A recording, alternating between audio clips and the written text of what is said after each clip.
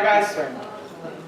So we've got 2 hours, lot to cover. Basically we want to wrap up yesterday and kind of go over some of the key concepts, and then we want to add in users and authentication.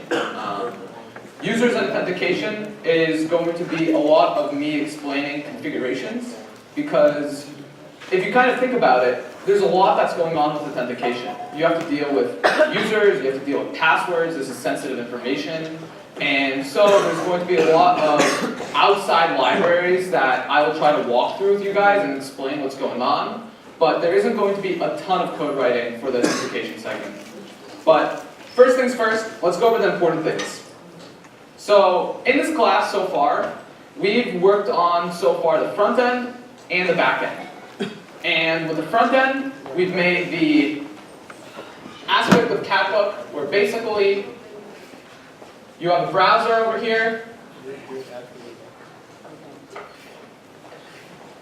and you can imagine you can type catbook.com, though you guys are opening a file.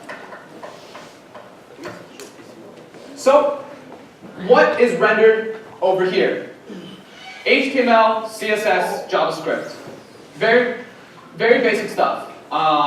So this stuff is all stuff that the users are going to see, and it's the stuff that we've been working on days 1 and 2. Now, day 3 was a little bit interesting because we added in a server. So a server over here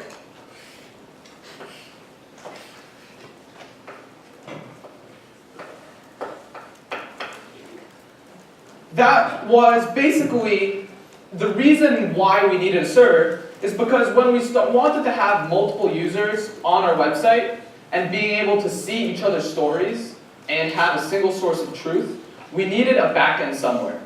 And so that's what the motivation for why we needed a server. There are other reasons as well, but that's one of the biggest ones. So what did we work on implementing? Basically, we had catbook.com over here, and what we wanted to do was we want to add some form of communication between the server and the front end. And the way we did this was with HTTP methods. So you guys remember the get and post methods? So those are how you communicate between the front end and the server.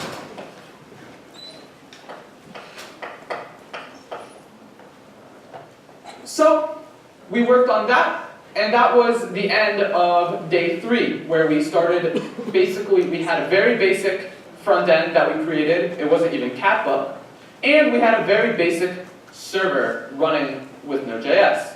And all we could do is we could get a hello world response. However, that's not so great, so what do we want to do next?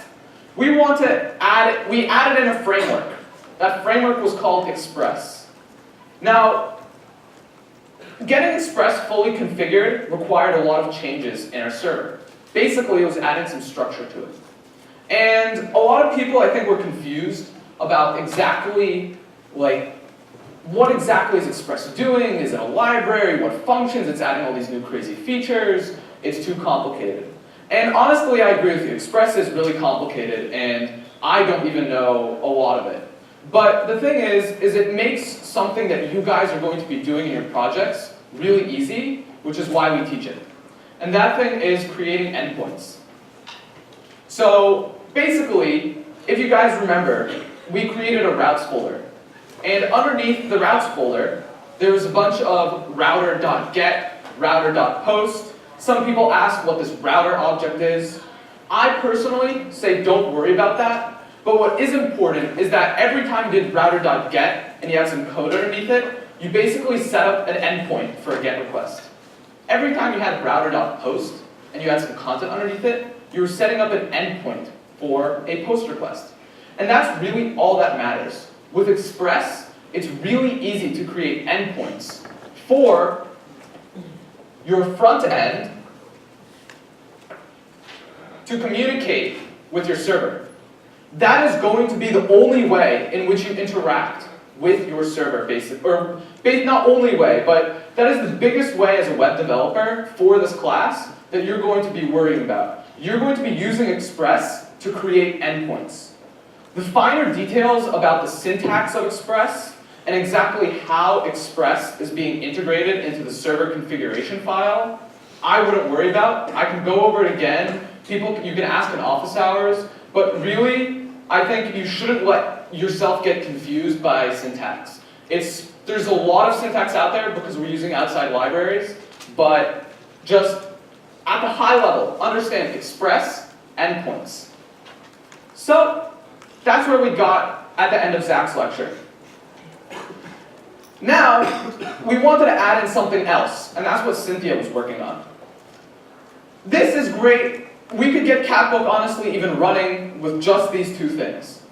However, say Catbook blows up, we have 1 billion users on it, because there's a ton of cats out there. And we're going to be sending in requests all the time. There's going to be data being sent all the time. Where are we going to store that data? There's several options. You can imagine, hell, we could use a JSON object in our server. It stores all the data. It's going to be a really big JSON object, but it could store it there. There's several problems with this. The server shuts down, all the data is gone. Okay, that's one problem. The data gets too big for any computer to be able to hold all the data. That's another big problem. Well, then you can say, fine, we're not going to put the data on the server. That's a dumb idea. Let's put all the data in a text file. And we can use the text file. We can store it on the computer that the server is running on. Sure. That's another option. If your server gets shut down, you still have access to the text file. So that is a better option. However, it's not going to be easy to parse that text file. When the text file starts becoming too big, editing it is going to start becoming really time-consuming. And you're still going to have the same problem that once that file becomes too big for your computer, you're going to need another option. So that's the fundamental reason why databases are useful.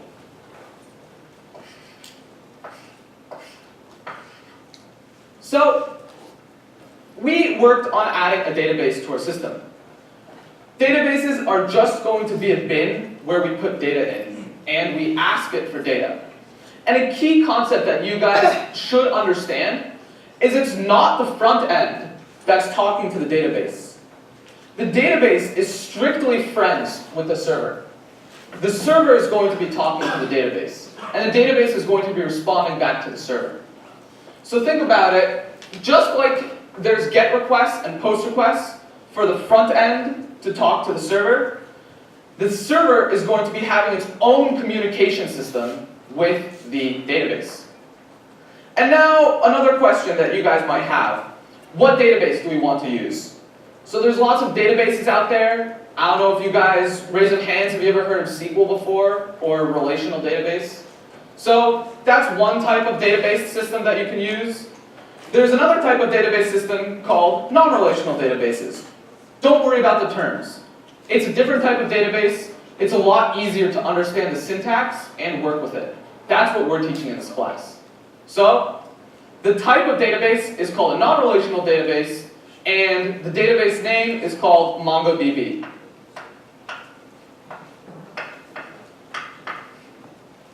So basically, MongoDB provides a service.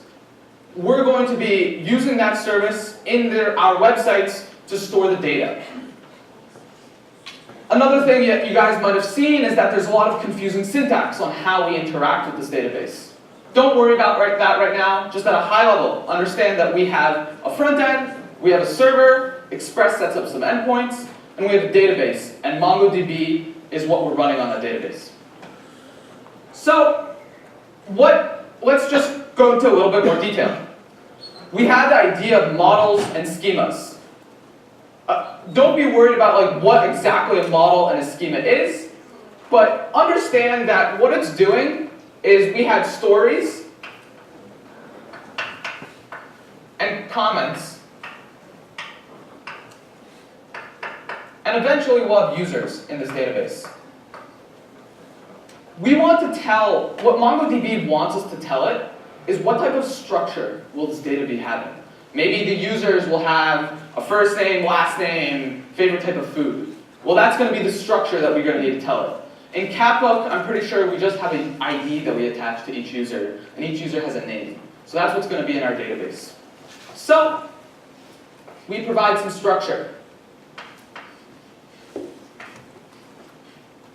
This structure is provided to us via a term called a schema. The schema provides structure.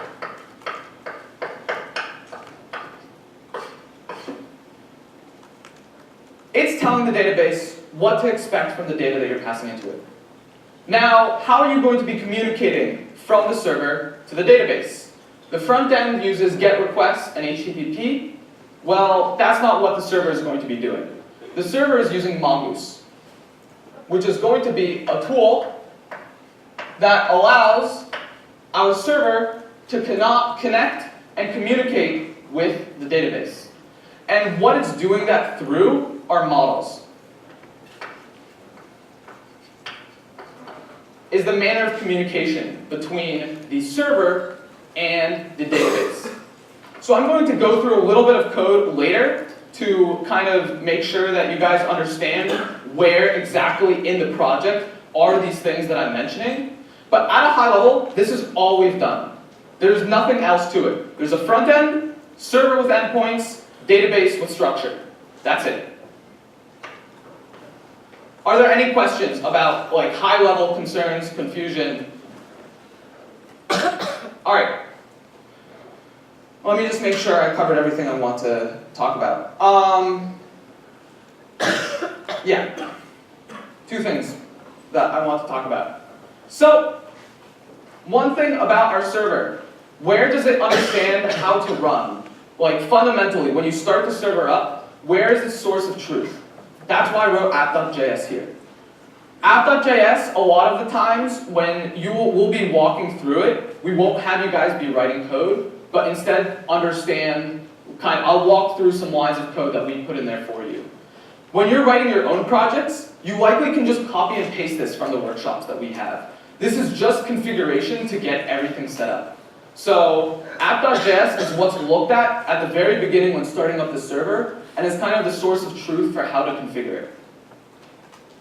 Now lastly, say that we want to get all the stories. Well, can anyone tell me where are the stories being stored? Just call it out. Database, correct. So the front end wants to get the stories. What's it going to have to do? Is it going to ask the database for the stories? No. Correct. It's going to talk to the server. What it's going to talk to the server through is vis-a-vis an endpoint. So it's going to do a GET request to slash, I think it's slash API slash stories, but that's minor. It's going to do a GET request to slash stories. What that means is it's going to communicate to the server and it's going to hit that express endpoint. What's going to happen in that endpoint? It's going to see, okay, there's some code in there that says I need to look up in the database all the stories. And so what it's going to do is it's going to use the stories model that we created to query the database and get all the stories. After the database responds, the server can respond back to the user. So that's going to kind of be the paradigm that you guys are going to be using even in your own applications. It's going to be front end to server to database to server to front end. Okay, so that's all good. Let's go over a little bit of code, but not that much, to understand where we're currently at.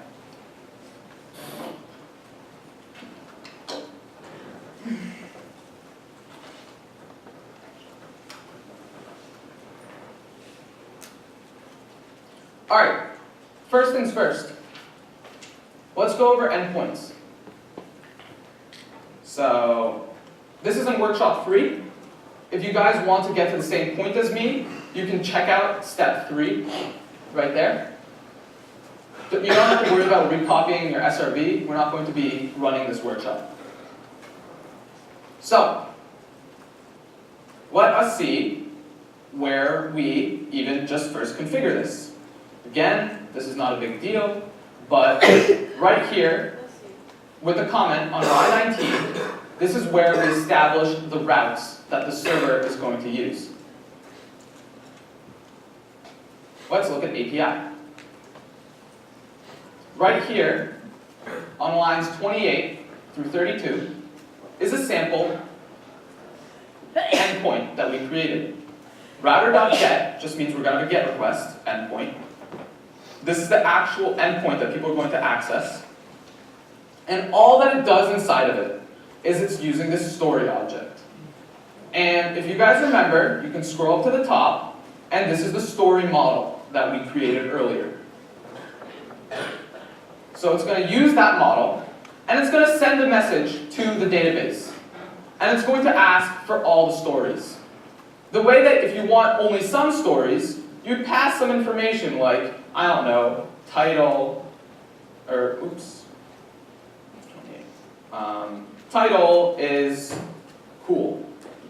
Unfortunately, the stories don't have any title fields to them, so it's not going to return back anything. So let's just delete this.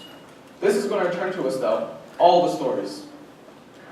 After the database gets back to us with this callback function, and it's going to pass in the stories here, we're just going to send this back to the client. So now, this is important. You guys want to know, well, how do you interact with the database? What function calls do I use? Well, this is one of them, .find. That's basically how you do a search through a database using Mongoose. There's different methods that you can use. You can search a ton of them. Honestly, I don't know all of them. When I want to look up and I want to do something, I'll literally search Mongoose. I'll go to Google. I'll type Mongoose update database. And what it's going to tell you is you access the model, say it's story, and it's going to be like story dot set. And you're going to pass in some information. Say you want to just access, say you have a specific story that you have in mind, and you just want to grab that individual story. What you can do is you can say story dot find one.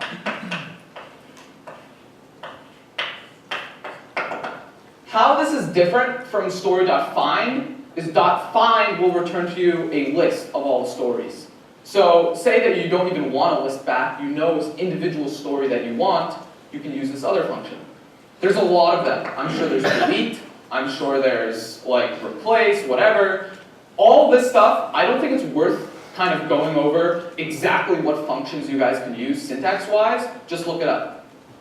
How does the database know what a story is? Like, does it go through our story model and like look at the attributes, and if it matches like the list of attributes? Yeah, so basically the way I think about it is the way the database knows what the story is that's the worst work that Mongoose is doing through the model that we've created. So basically, we created the schema, which Mongoose has communicated to the database, so it knows exactly the structure of what a story will be like.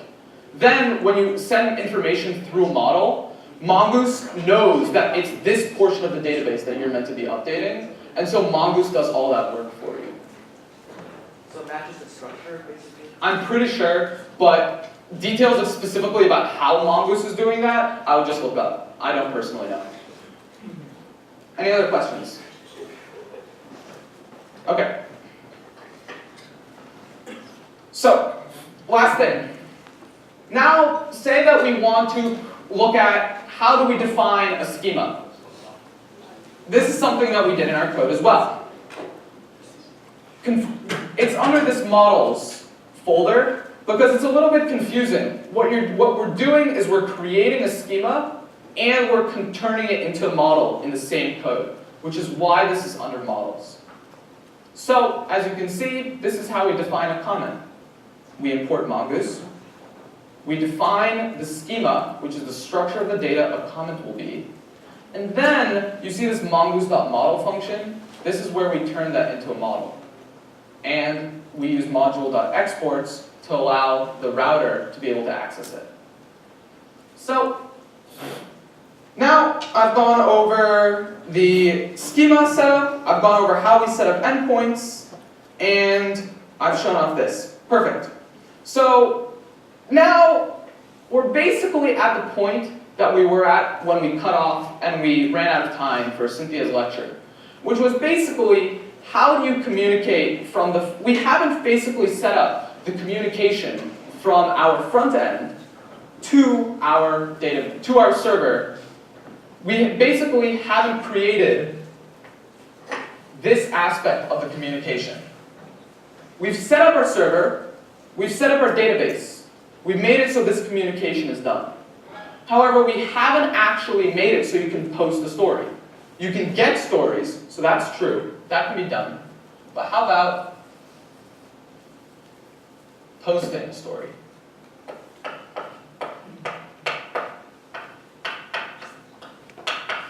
This is the step that needs to be done now, is posting a story and posting a comment. So let's give a brief just look at like what area of code will we have to be touching. So again, oops, all right, whatever. So this is the structure of our workshop right here. It's very simple. We have a public folder, we have a source folder. If you guys are ever editing files that will be in the front end, do you know which folder you go to? Just call it out.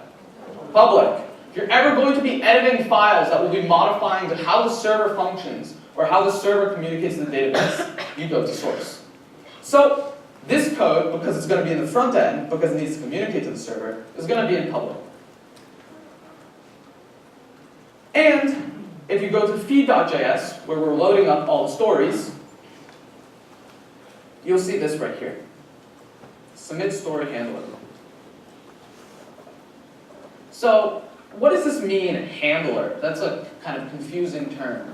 It's a term you'll see a lot of times when you guys actually have heard of an event, I gave it away, but you've heard of a handler so far, and you've played with one of them, Does anyone know what it's called?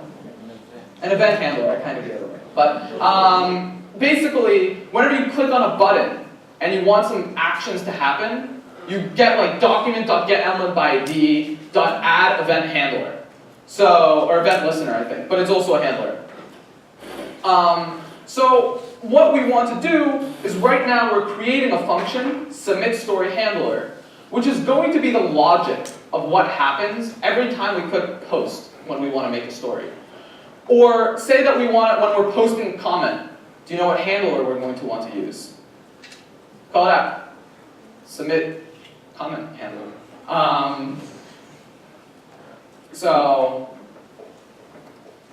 And you see right here, if you guys just want to see,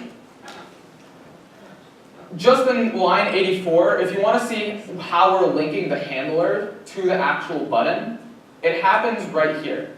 New comment submit is a button that we created right here, and we're adding an event listener. And we're saying every time you click it, call submit comment handler. So that's where we do that.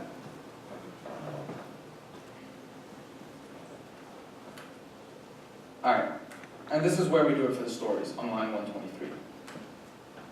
So let's kind of look at submit story handler and think about what's actually going on here. So kindly, we already provided you this line on 132. So it grabs the element by ID, story content input, which is basically the input box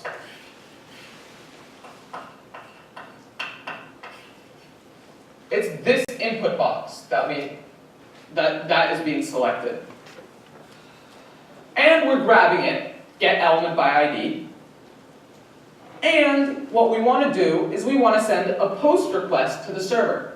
And does anyone know why we're sending a post request here? Raise your hand. Someone. I trust that someone here knows. Come on. Why are we sending a post request when we're submitting a story? Exactly. That's exactly right. Basically, you want to modify what's going on in a database. And following convention, every time you're modifying what's going on in the server or the database, use a post request. So, we're going to be doing a post request. So what I want you guys to work on now for a little bit is basically filling out this function.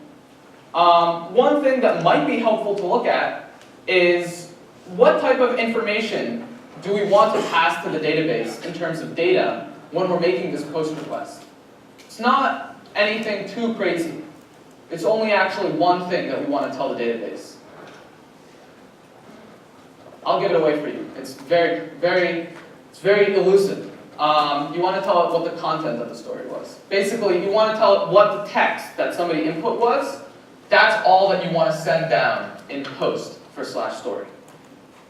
So, I'm going to give you guys a little bit of time to kind of try to think on your own. Places I will recommend checking out. Go to the routes folder and try to find where we define the post request for a story. What is the endpoint called? Try putting it in here. What data does it look at? Probably it's something called content. So you probably have to pass in the JSON object, which we're starting here, that has content in it. And that's it. That's all that needs to be done to get the submit story handler working. So people who's... Alex, could you move the slides? Yeah, just leave it at that. So basically, I'm going to give you guys probably like 3-4 minutes. If you have any questions or are stuck, I'll just raise your hand. This is a good time to clear things up. After this step, I'm just going to start more so walking through code and seeing what it's doing, because there's not that much merit in typing up the next stuff. So, guys, there are a lot of really good questions in this doc. You guys are doing a great job of asking really, really awesome questions. So if you're confused, go check it out and see if we're answering your questions here, or post your questions in the doc, and we'll try to get to you as soon as possible, okay?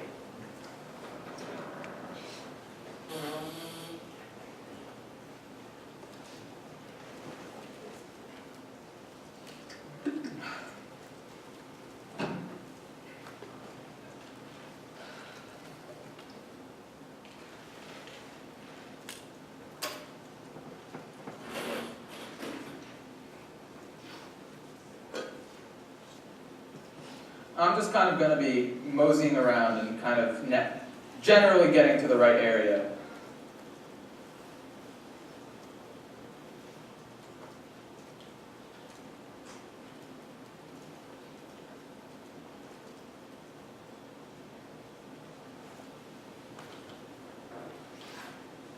Okay. So,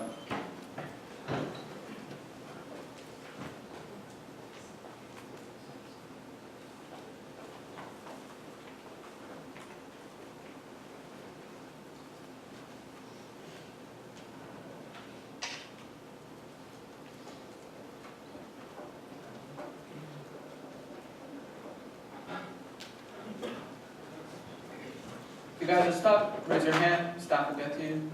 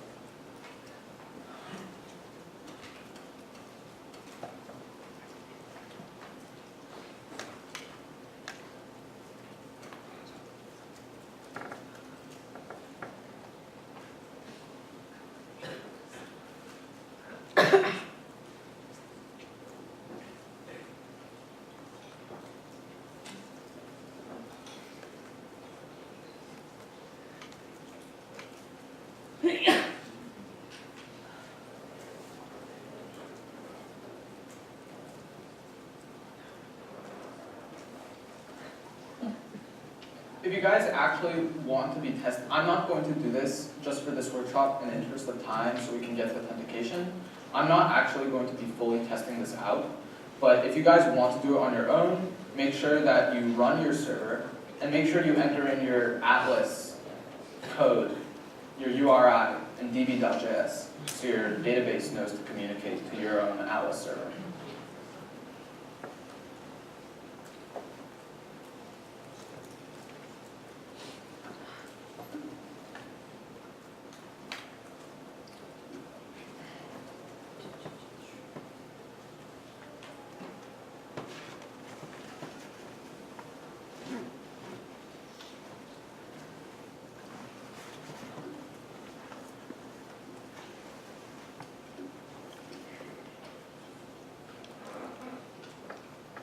one more minute, and I'll go over the solution.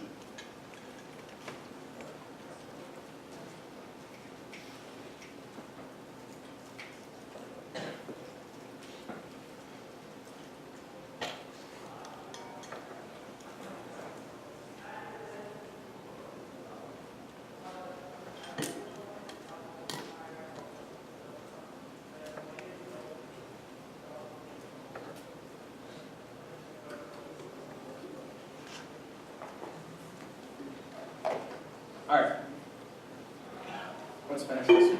So, if you guys are still working, I'd recommend you just look at what I'm about to say. It's not a huge deal if you didn't get it finished, but the process of it is pretty simple. You go to your routes, which is the first step, because we want to find out what route do we need to use. There's a router.post for /story, conveniently already created. And what's it doing? It's basically creating the model that we'll be needing to send to the database. And it's going to be accessing rec.body.content. Remember, information that's coming from the user when you have a post request is in rec.body. If you see rec.query elsewhere, that's because you're accessing user information in a GET request. So we access this content field that the user has passed in. That's interesting. And then we save this to the database. Sometimes you guys will run into this error that maybe you'll create a model, but you won't remember to save it. That's why your database won't get updated. So this is an important line. And then we need to communicate back to the user that everything is all great. So it looks like we want the story route. So let's go back to detail.js. Alright, so I wrote that out for you guys. You want to go to a/API/story. You want to make a post request. And what specifically we'll want to do is access the value of the input field that we have here. So actually the solution for how you do that is right down here.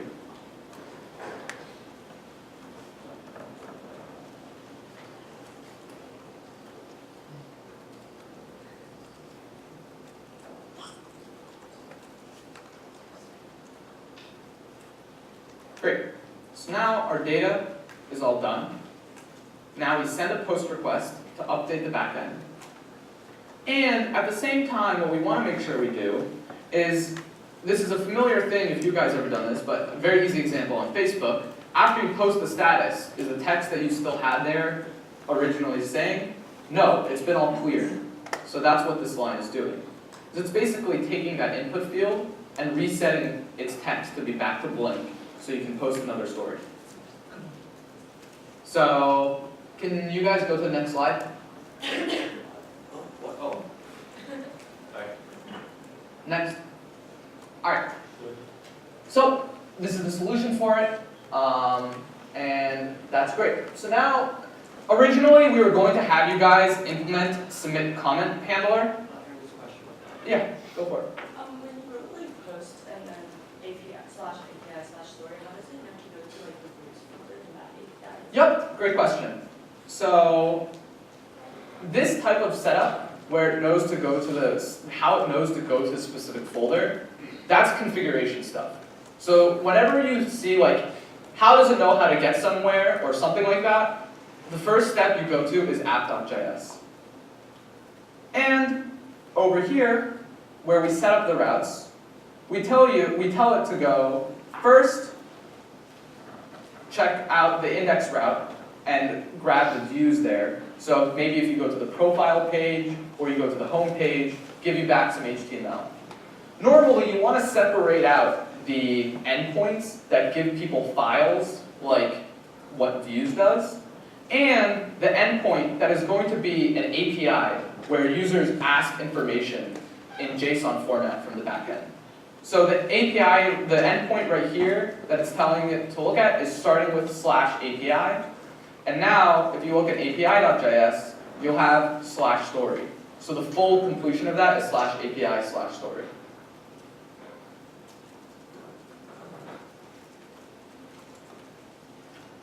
All right.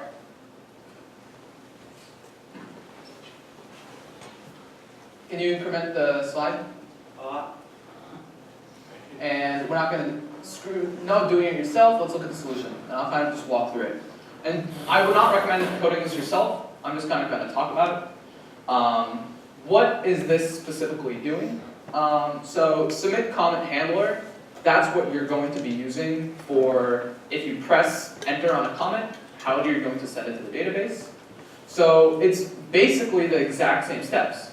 You grab what's inside the comment input, you set up some data. If you guys remember, you need to link a comment to a specific story. So that's what the parent field is for. And I'll explain what this means in a second. And then you're going to post /API/comment. And you're going to pass it some data. And then you're going to reset the input. So holistically, it's exactly the same. We use one special JavaScript thing called this.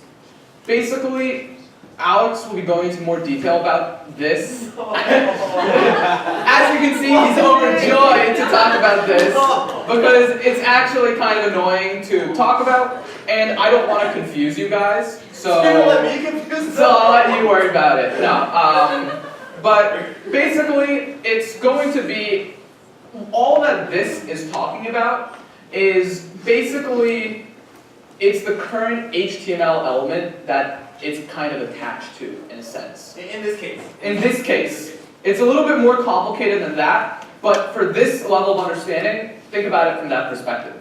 So, if you guys remember, comments are attached to, let's go to the actual comments, I can show this off. Where are we creating the DOM for a comment? It's right here.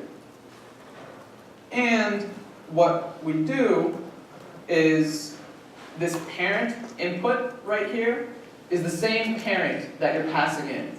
This is in the ID of the parent story. And what you can see that we do is we set the ID of the comment submit button to have the ID, its story ID, basically attribute, will be set to parent.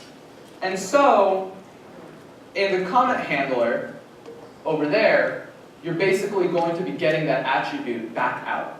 It's kind of a way of extracting information from stuff you've encoded into the HTML. I don't want to confuse you guys, so if you don't really understand the steps, don't really worry about it. It's not involved, it's not important at all holistically what's going on here. We can explain it more in office hours. So, just with those two changes, we want to zoom in a little bit. Sure. That's a lot of it. But this is where we actually set the attribute in the comment. And over there, when we're sending the parent information, that's where we're getting the attribute back out. Don't really worry about how we're using this again. So, 1:37, so we're going to have an hour and 20 minutes to go over authentication. I'm going to give you guys a 3-minute break, and then let's get ready to dive into authentication. If you guys have questions and want us to come to you, you can raise your hand and we can come over. That's what we'll do in this time. Yeah.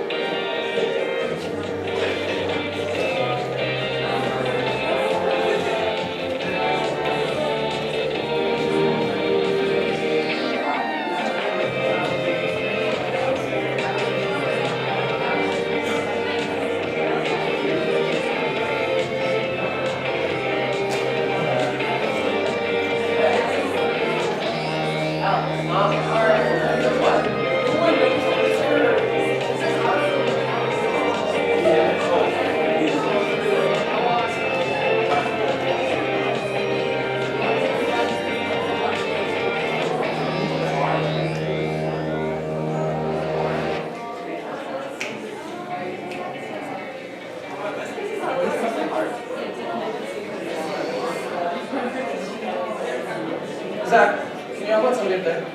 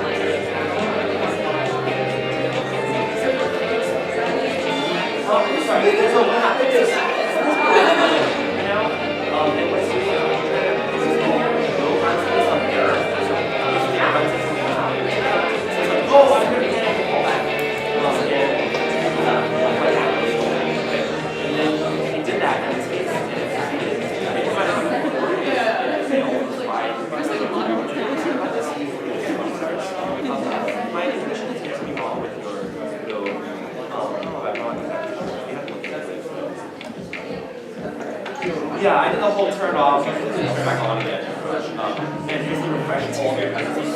So everything is all into my wall at real time. And then before it was corrupted and now it's well, the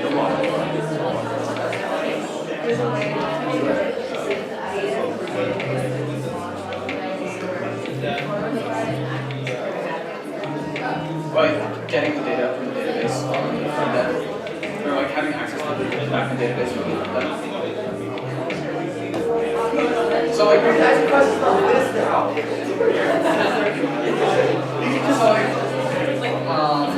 know if this is exactly what you're talking about, but like Meteor runs MongoDB on your client side, and they do that actually in the desktop updates. So it's like allows updates really easy. They have like a multi copy and a database copy, and they're syncing. I'll mention it. It's kind of cool. Alrighty, guys. We're gonna get started with authentication because there's a bunch to do to finish up the application. So, what? Yeah, I was talking about this. Sure. Just make sure that you're not confusing people because I really don't think it's an important thing that people need to understand. So just make sure that. I honestly can do it at lecture, honestly, I think that's better. Guys, if you're interested in a little bit more about what this is. Okay, so right now, if you guys ever see this, it's going to be referring to the element that you're calling an event listener on.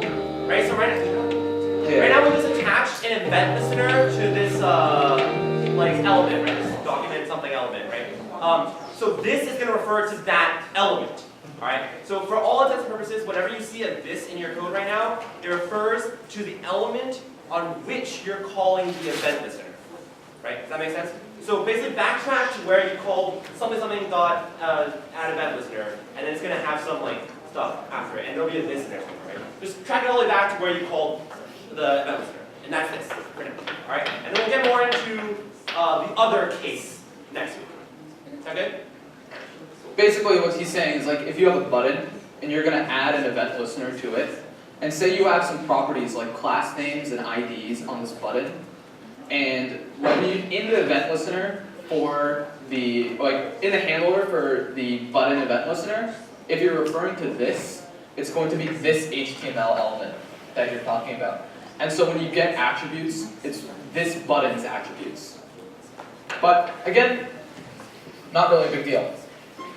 Can I get just a quick raise of hands? Do people feel a little bit better with like MongoDB and the server and what's going on here? Like, better for people? Hopefully? Alright. I'm going to go ahead because I recommend looking at slide/lecture videos if it still doesn't make sense. But I'll be honest, this stuff's hard. Trying to cram all of this in a week when it could be in a semester-long course is challenging. So, let's talk a little bit about authentication and what goes into authentication and why we need it. So why we need authentication is kind of has an obvious answer. You want to be able to have some assurance of, we don't need the rest of that, you just can go to my slides. It's on authentication.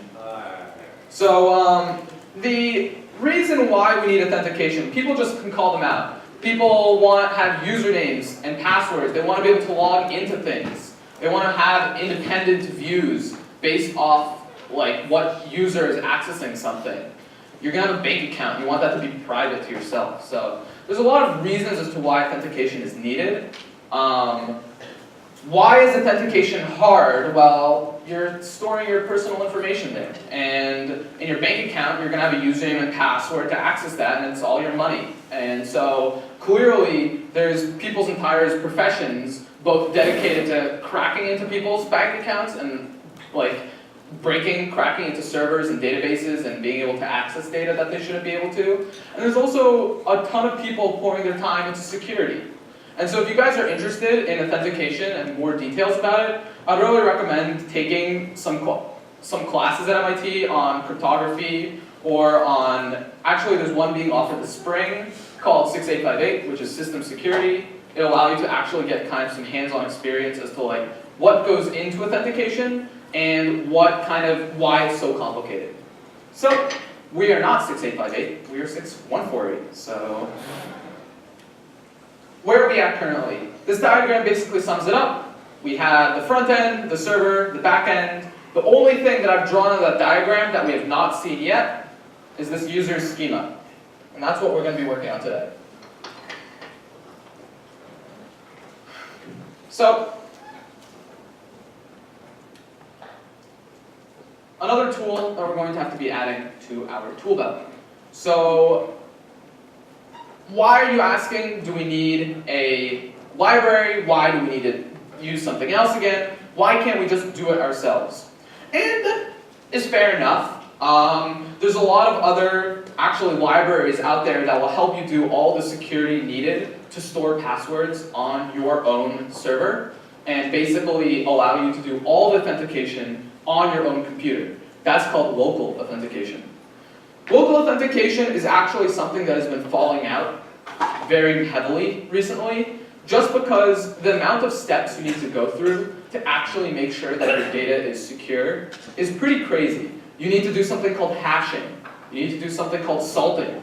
You need to make sure that the file is very well secured, that your computer is secure, that it can't be logged into by nefarious people, that the location that it's in is secure, such that people can't break into where you're actually storing your computer and do nefarious stuff with it. So there's a lot of reasons as to why doing local authentication is difficult. And if you're not doing local authentication, what you're going to use is a third-party service to handle it. And how many of you guys, it's also easier for us. How many of you guys ever log into a website and you have the option to create your own account or log in through Google or Facebook? Raise your hands. Should be everybody. Who chooses to make their own account?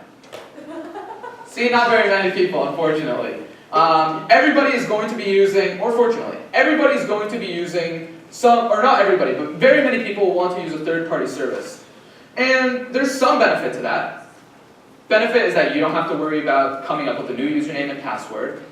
And you also can place your trust in whatever third-party service that you're going to be using. Facebook is going to then be the one in power of your account. And that's good in the sense that Facebook has thousands upon thousands of engineers working on security. What's bad is that if they ever get broken into, there's going to be a lot of unhappy people. But for the time being, it's better to trust in Facebook. But that's actually probably a bad idea. So we're not going to use Facebook. We're going to use Google. So, further motivation as to why we want to use Passport. So I kind of described to you how we'll be doing authentication. We're going to be doing it through Google. You can also do it through other systems. I'll give a little bit of a spiel about that at the end of this lecture. But how also do we want to make sure that we're using authentication? So what Passport does, and it does it very well, is that you have the user here on the left, and you have the server on the right. Passport is going to sit in the middle. And it's going to make sure that all the requests that the user sends to the backend are going to be properly authenticated. And makes it so you can be pretty certain when you get to the backend that all the authentication is all handled for. And there's not very many complicated steps that you have to go through to make sure that, to get access to someone's user data, for example. That's just baked in because of Passport. However, what is the downsides about that? We're going to have to go through some configuration. And where is configuration done? App.js. So, let's get started. Let's see. So, Passport allows you to integrate with a lot of tools. It's basically, remember, this is also key. Passport is not doing the thing that is storing your information and holding it. It's basically like, imagine like Mongoose is bridging you between your server and your database. Passport is going to be bridging you between your server and a form of authentication. There's lots of things that you can use. You can use Facebook, you can use Twitter, you can use Google. You also can do it local, and they have a Passport local option on there. We're going to be teaching you guys how to use Google, and that's basically it. So let's get started. So this is a little bit hand-wavy, and there's nothing I can do about it, but it's really like, again, Passport is the middleman. Just like Mongoose is the middleman, Passport is going to be the middleman carrying us to the doorsteps of Google, making sure that we're authenticated, and then after Google gives us the thumbs up, it's going to be bringing us back to our server. And so the way we do that is, on our Catbook page, we're going to add a login button. And that login button is just going to be a link that sends a GET request to /auth/Google. That seems like a crazy endpoint. We never created that endpoint. Well, we didn't create that endpoint, but Passport does create that endpoint for us. And what it's doing is it's listening on /auth/Google, and every time somebody sends information to it, it's going to bring us to the doorstep of Google and say, this person wants to authenticate. Google will then pop up this screen. Who here has seen this screen before? Something like that. Everybody. You will log in with your account, Google will give the thumbs up, and Passport will bring you back to your server. Your server will then likely update your database. So this is what a user looks like, or could look like, for us. How Passport knows that Google gave us the thumbs up is Google will specifically make a GET request back to our server. And it's going to make a GET request to /auth/Google/callback. Again, we didn't implement this endpoint, but Passport does.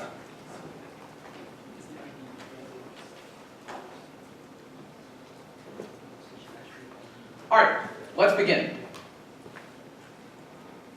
So, if everybody can download this workshop, it's on weblab.2/workshop4.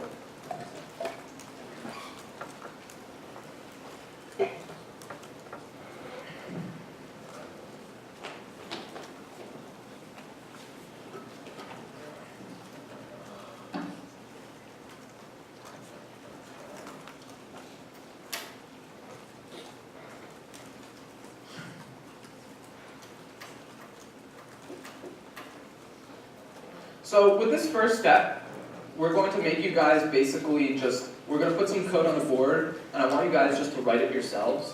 It's not that much code, but it's good to just get in the habit of writing and understanding what you're putting down.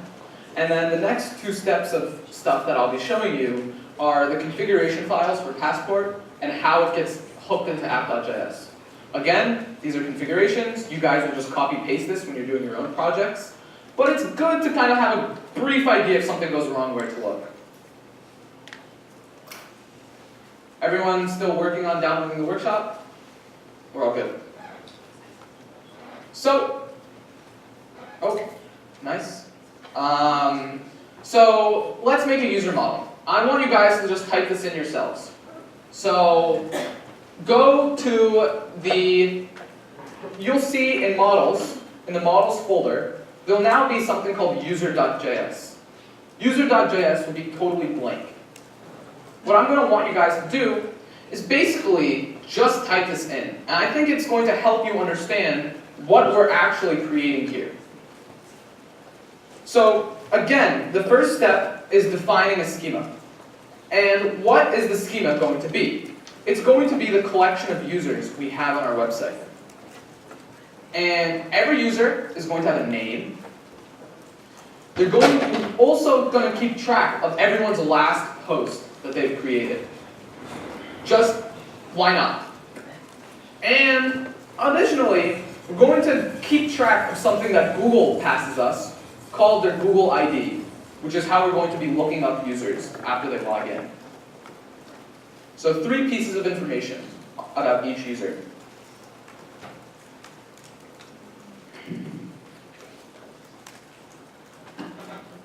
I also will explain something to you guys in a little bit later, which is something that's specific to MongoDB, where you guys might have seen it in other places, ._ID. It's another field that gets added to every model and every schema, just so MongoDB can give an ID to every document that's in your database. And we make use of that. So, again, we're not really going to be running code off this. I just wanted you guys kind of to type this out to get the feeling of what it's like to create your own model. You're going to check out some code which will have this done for you in a little bit, so don't worry if you haven't finished. Right here. So make sure you guys require mongoose at the top of your file. Yeah, that's fair. That was something I didn't include there. You're going to need to import mongoose, and in this checkout that you'll have, that will be imported. Again, this time we'll actually be running things and trying to hook up our database. So if you guys are just stalling right now or one thing that you'll need to have is go to your Atlas page and access your SRV link. If you guys don't have an Atlas account or you lost it, we provide a sample one that you guys could connect to on our page. But personally, it's kind of more fun to be playing with your own Atlas SRV. So I would recommend just getting that information and storing it in like a text document somewhere else, because you're going to have to copy paste that every time we change branches. So in the meantime, while you guys are doing this, just make sure you have your Atlas SRV at easy access.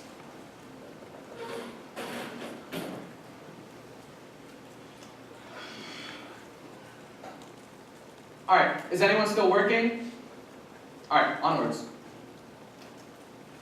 Alright, so this is going to be a test of how much you guys trust me, how nice I've been, because we're going to just be walking through configurations and seeing if what I put down there, basically you're just going to have to take it at blind faith. And I will kind of give you an idea of what's going on, but I don't know technically exactly what's happening behind the scenes. So, first things first, Alex, can you load up step 1B fully, or step 1B part by part? So, Sure. Yep, and I'm just going to kind of navigate there myself. Give me 1 second.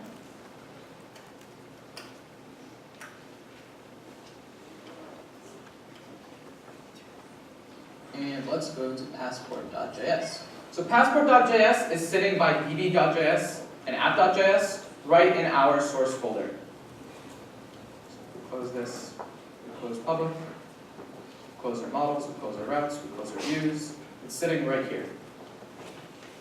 And let's see what this is doing. So, I'll go over, those are the key points that I want you guys to look at if you're looking at slides, but for the time being, just follow through. Line 1 is we're importing Passport, which is clearly going to be important. And more specifically, we need to import something that's going to be specific towards interacting with Google. So these are the two Passport imports that we do. Now, over here, this is not going to be, what type of object is this user? Call it out. Model, it's the user model. Exactly correct. We import it here. Now, this is some code that basically you just copy paste from Passport's instructions, and I'll kind of give you an idea of what areas you want to add in your own information in it. So the first step is a client ID and secret. You guys should already have one filled out for you. We already did the work of creating a sample client ID and secret for you guys. The actual instructions for how you do this are on the slides itself. When we go over deployment later next week, we recommend you follow this step by step. Alright, if you guys remember the callback function, /auth/google/callback, this is where you specify it for Passport. And now, let's see what this code does. So now, what is happening right here is you're setting up Passport to use this information. And every time that Google gives us the thumbs up, this is the callback function that's going to be used. So let's see what happens in this callback function. First things first. We want to look up in our database of users, do we have any users with that name? So that's the purpose as to why we first just use find one, because Google IDs are all unique. And we just want to look up in our database, does anybody have this Google ID already? It's going to respond with a user object. Now, this next segment of code, right here. If not user, and what that means is if the database has not found anything, it's going to make the user become undefined. And so this is a trick with JavaScript that if you do not of undefined, you will go inside this loop. And you'll go inside this condition. This is a design paradigm that's done in a lot of places, so don't be confused if you see like not some variable. Usually that's just checking if it's defined or not. So if the user is not defined, what do we want to do? Let's create the user. So we create a new user model object with its name being set to the display name and its Google ID set to the profile ID. They haven't posted it all yet, so we don't need to put a last post for it. Then what we want to do is we want to save that user in our database. Last thing about this is you'll see this done function. Basically, again, don't worry about the syntax. That's just provided to us by Passport. And basically, it's just some code that's going to run to finish up authentication. If the user already exists, so basically the else statement here, you're done. We don't need to create a user or update anything in our database. We just call done, which sets up some final authentication information. So that's all that happens in this function right here, or this callback. And there's one last thing to go over in this file. These 4 lines right here. I personally don't know them too well, and you guys can do some research if you want exactly like functionally how they work. But basically, one thing that Passport does provide for you is if you log in and then you close the website and you open it again, you shouldn't have to log in again. So it's providing some methods to store information on your computer about yourself, and then it's providing some information how to read that from your computer again. So that's what serialized user and deserialized user do. And then we export it down at the bottom. Okay, that's all good. So can you go to the next slide? Yeah. Did we ever check out stuff? Yeah, we did. Okay. Yeah, we We did check out step If you guys don't see it, passport.js, check out step 1. one. No, I don't need it. It's on the slides. I need it there. Okay. I'm good with this. Wait, here. Alright, If you so, have the passport.js file, just reset when you have it, you can step out, check out step 1, and it should be there. so let's go on. That's what an example passport.js will look like after you input your client IDs. We've done that for you. You can go to the next slide. Let's go over app.js.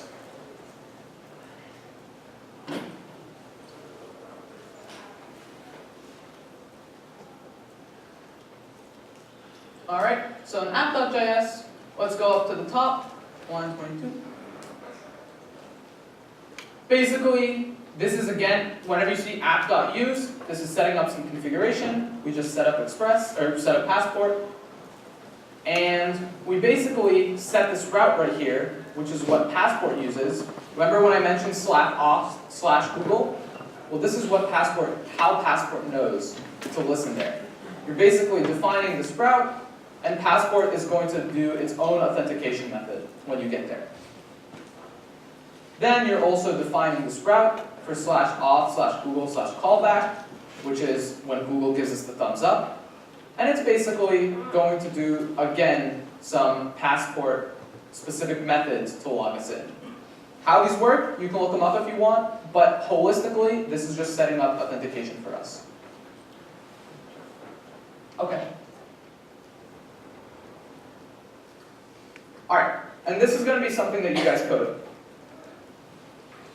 So right now, what I want everybody to do is go into navbar.js. Remember, this is something that's being rendered in our front end, so it's under the public folder. And one small thing that I want you guys to add is add another link to the navbar that basically, we already provide the functionality for you, but basically make it so it says login and the href that it goes to is /auth/Google.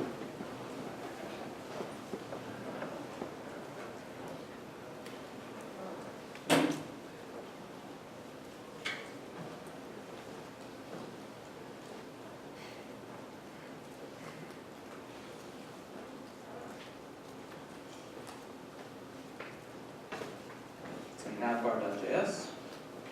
Basically, all that we need to do is, how did we define our guy over here? We basically have a function, new navbar item, where you can pass in the text that it's meant to have, and the URL that's meant to go to. Which is nice, because then we can just say navbar div dot append child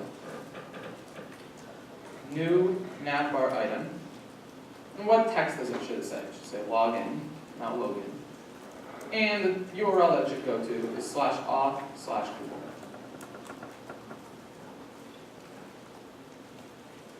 And that is it.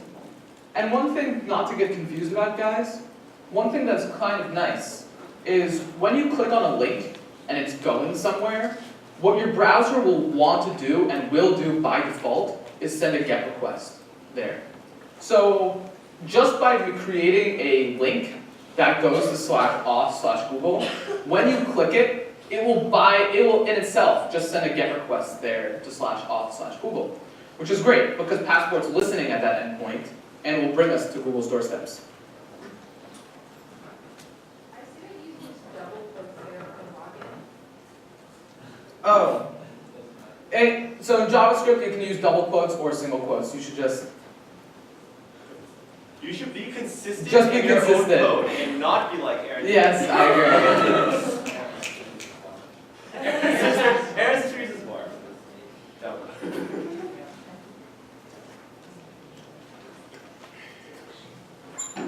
Again, one thing that if you guys want to see this on your own page and get it working, make sure that you enter in your SRV in your db.js. So you can see right here, db.js needs your Atlas link over there. If you guys don't have one, you can use this one right here. I'm just going to use my personal one that I stored.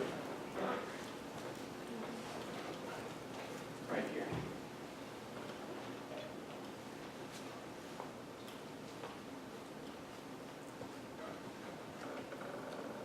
So basically, I just entered in my own SRV right here.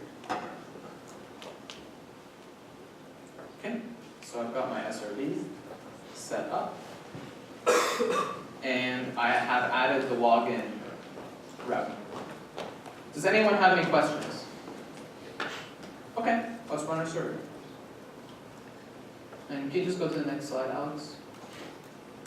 Yep. So, right now, we should be able to just npm start.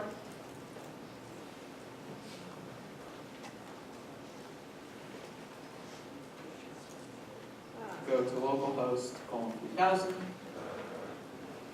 We have a nice login button that we've created. And after you click it, it's going to bring you to Google if everything worked correctly. And I log in with my own Google account. And it brings us back. Awesome. So currently, you guys don't see it and there's no visual feedback, but we've been logged in.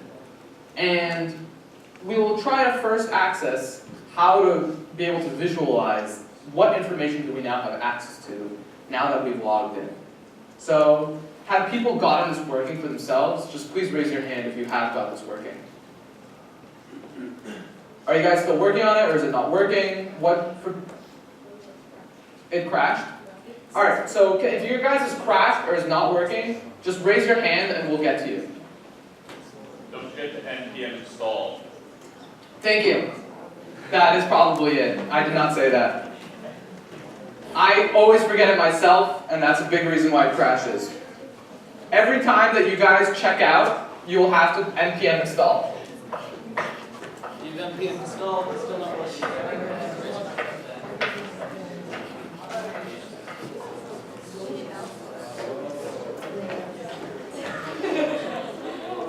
Was it npm install?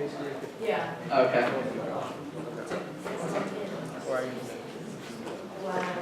No, because, so that's exactly what you want, because it's your own database, and your own database has no stories in it.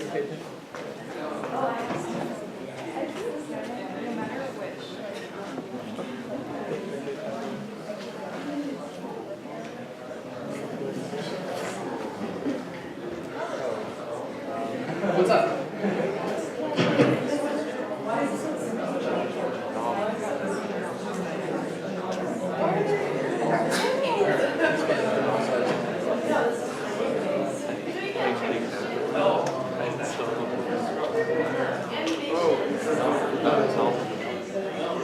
Invalid connection.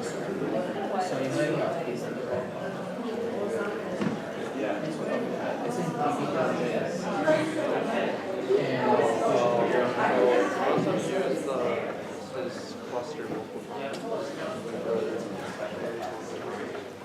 If you guys get an error that's like invalid connection string, it means whatever you put in db.js was not correct, and you should paste in your correct SRV there or use ours.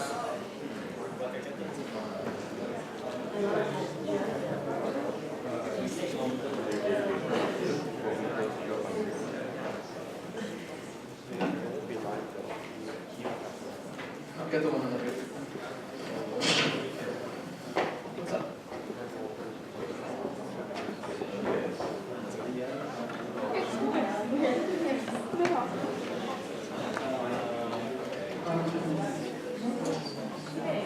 You shouldn't have that. Oh, yeah, it's still. Yep, that's all you need to add.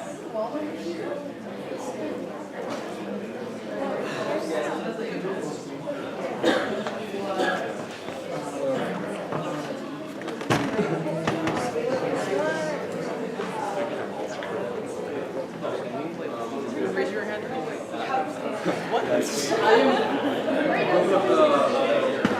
No, this is your own database. Remember guys, if you don't see any stories, that's probably a good thing because it means your own database is clean. Sure.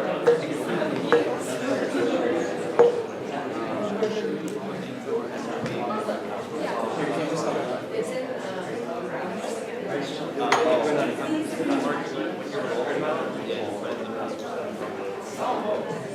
Or other questions?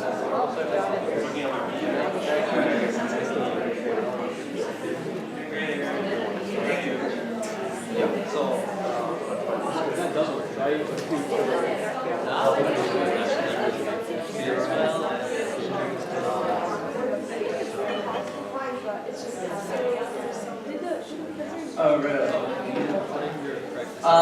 Apparently, if you guys are getting something called a transient error from Mongo, kill your server and restart it. That should fix it, apparently.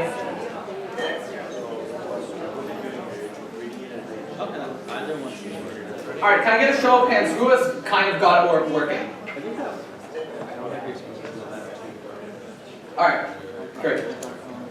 Keep your hands raised, guys, if you're still working on it, but in the essence of time, I'm just going to move on. You guys should be able to catch up at any step by just checking out. Alright. Let's get back to it. So, let's look at the slides. This we don't worry about. And this has worked. So, now, for this step, for everybody, I want everybody to git reset hard, git checkout step 2. We're going to be adding some features in step 2, so even if your code is working, I would recommend you do this, or you need to do this. And on top of it, make sure to re-enter your database connection string. We're going to do this 3 or 4 more times, so make sure you have it easily accessible. Also, don't forget to npm install.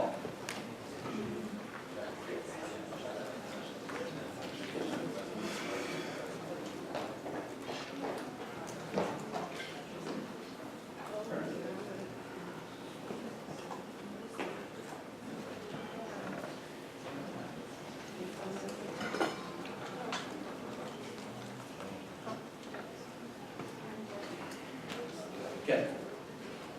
Alex, can you put this slide up? Yeah. Alright, so we're going to go on to the next step. Is everybody on step 2? Is anyone still working? Raise your hand. Alright, we're going to step 2.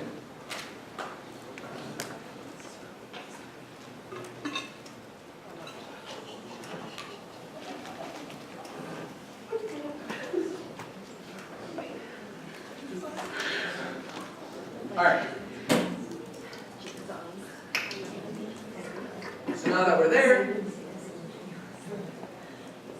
let's look at what we've changed. So, as I remember mentioned, oh, no. Nice, I stepped on it.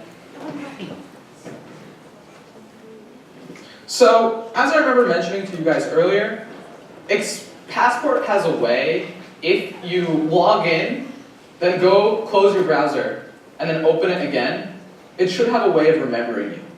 And so this is some functionality that we baked in, and this step, that you guys, just to explain so it doesn't come out of nowhere. A way of describing an Express's terminology, what kind of contract a user signs with your website, is called a session. And what you're telling it to use is Express session, which is basically another aspect. It's basically linking in with Express and having a way of remembering the user after they've connected. This is an app.js on the lines that you can see over here. It's not terribly important, but if anyone's going over the code later, this is just informative stuff. Now, this is a kind of useful step. This is what a user looks like in our database, except FBID should be Google ID. We just used Facebook last year. It's a funny story. I'll go into it at the end of this if we have time. But regardless, we're using Google ID over here. And I have over here equals rec.user. So again, this is something really nice that Passport provides to us. But basically, no matter where you are in any route, if you want to access information about the user who's currently connected, say their Google ID, or say their username, and you want to just access maybe their last post, this is all easily done just by typing rec.user within any route. So that's something that's kind of magical that Passport provides us, and we're going to kind of get an opinion of, or a view of what it's actually like on our front end after we create a route. Additionally, one thing that this has, so this has the name field, this has the Facebook ID field. We haven't created a last post yet, so there's no last post there. But there is an underscore ID, and I kind of mentioned that earlier, and it's something we make use of. MongoDB will add underscore ID to any basic object that you put stuff into it. And one area which that's useful is, I don't know if you guys remember, but we had IDs on every story, and we used those IDs in our front end when we were trying to remember the parent for a comment. The parent for a comment was the ID of a story. Well, this is where that ID comes from. MongoDB, we're just using MongoDB's provided native kind of IDing system, which is very common to use in normal applications.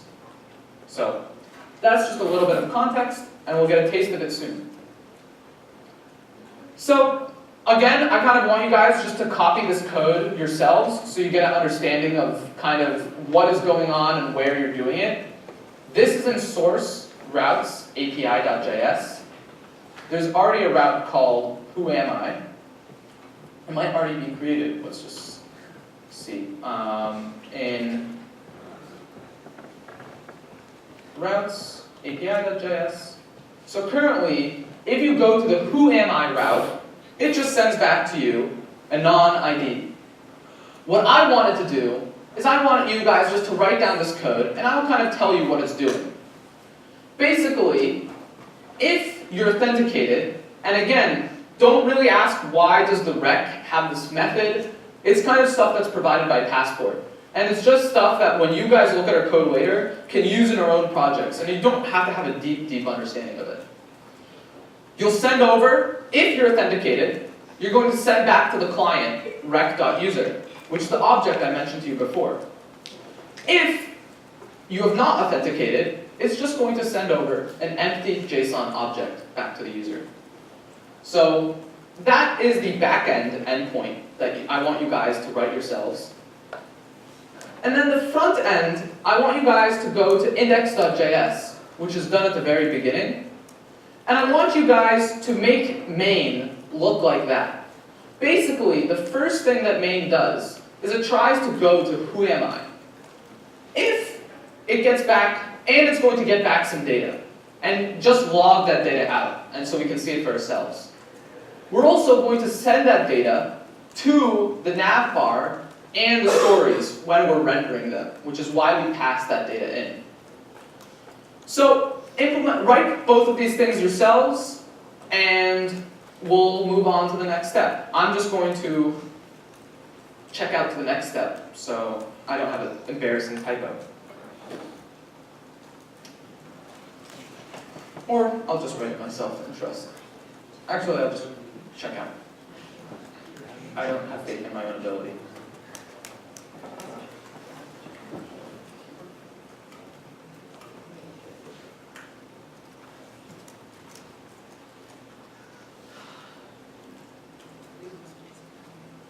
So,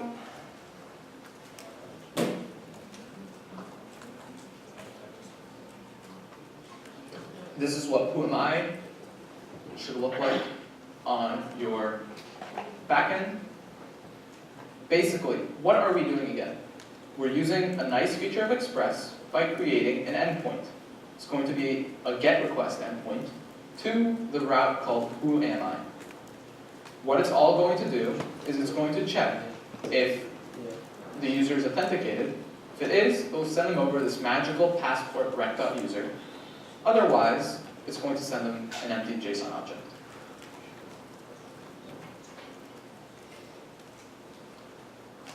Now, if we go into index.js, all that we're doing here is you're calling main, and main is just going to make a GET request to API who am I, and try to grab the user object. And the first time you guys are going to visit your own website, you're not going to be logged in. And so you're going to get an empty object. But after you log in and the page refreshes, you're going to have the user created for you, and hopefully you're going to get some data back. So let's try it ourselves.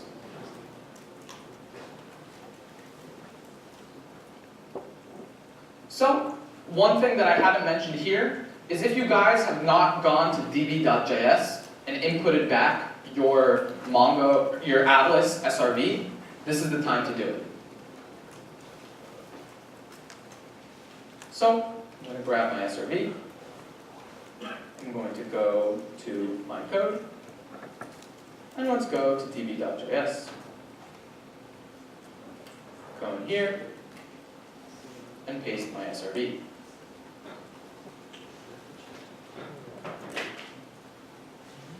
After this is done, you should just be able to npm start.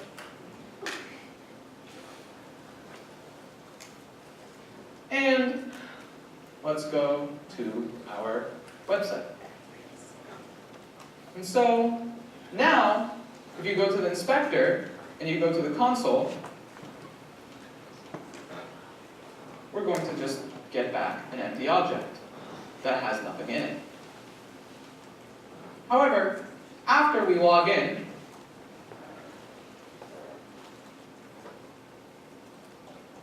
awesome, we get back some data, which is exactly correct. It has my name, and it has my Google ID. And also, one thing of interest, it has this underscore ID, which is something that, as I repeated before, is MongoDB's ID tag.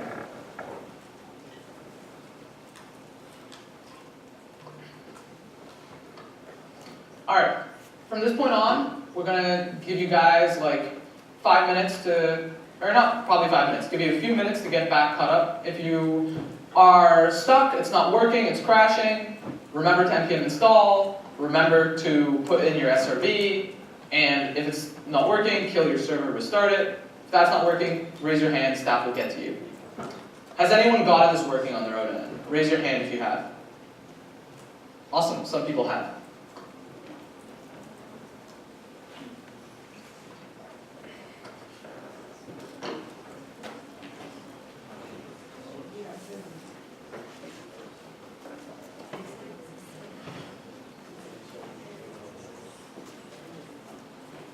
Hey, what's up?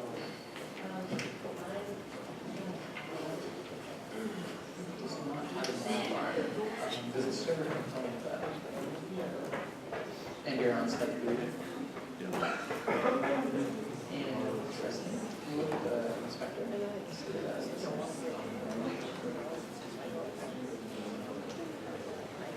And go to console. Uninspected. So maybe it's just copy and focus on that. I'm assuming in your index.js.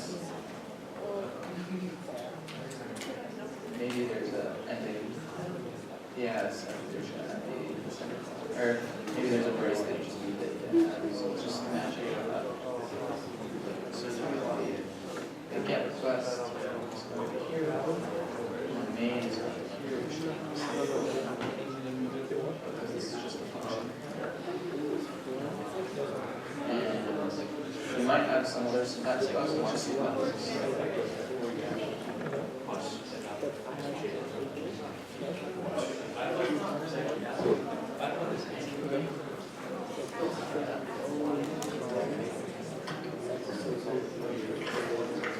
I got one of you guys is good.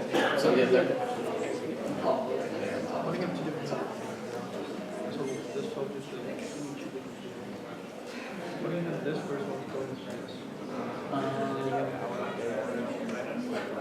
That is a possibility. So can you just go through here? Just get in something. Can you check out the You only need one of these. Good look over to see if there's a Oh.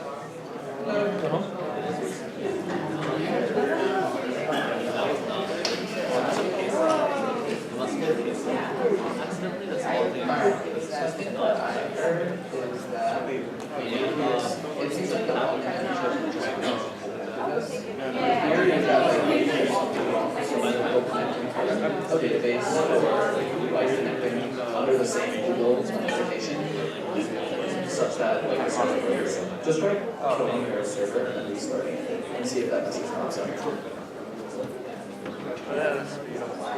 Control C and invite server. And now we'll log in. Okay, so there might just be what I imagine is maybe there's a typo in the left one that you sent. Like maybe you didn't press send or like, and maybe that's the issue. Personally, instead of just looking at a typo, I recommend you just check out to step 3, which has the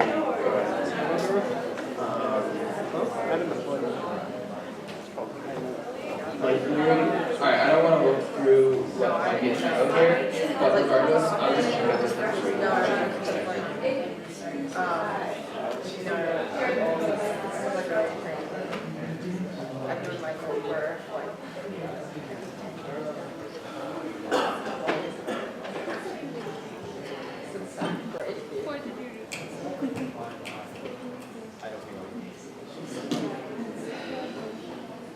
Hey, what's up?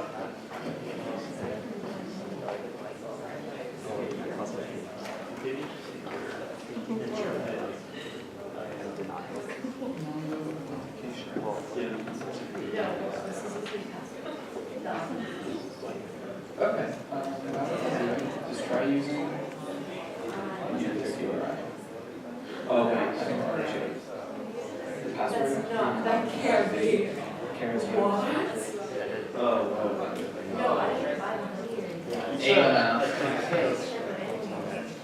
Yep.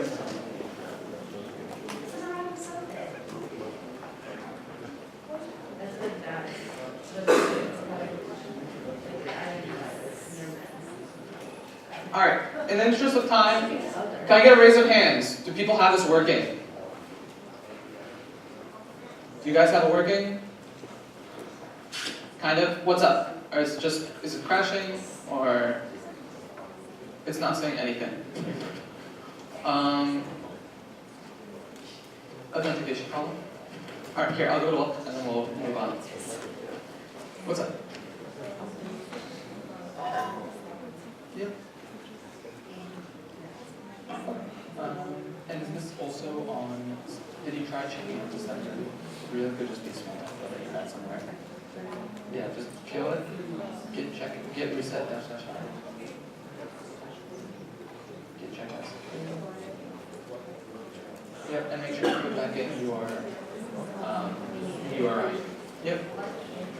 If this isn't working for you guys, just check out to step 3 and you should be at the same page.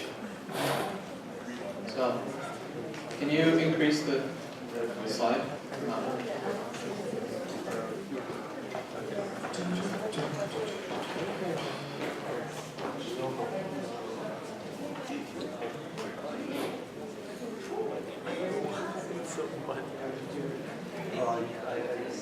Alright, just move on. Where? Here? Next. Oh, no. Alright. So for somebody who's done, and they're just kind of waiting, look into this. After you log in, the website does change for you. You should, when you're not logged in, you shouldn't have the ability to see this new story thing. And when you do log in, you can see this render stories div. So what exactly is the reason for that? And I would recommend looking in public.js, feed.js, and try to dig around in there a little bit, and specifically look at the render stories function.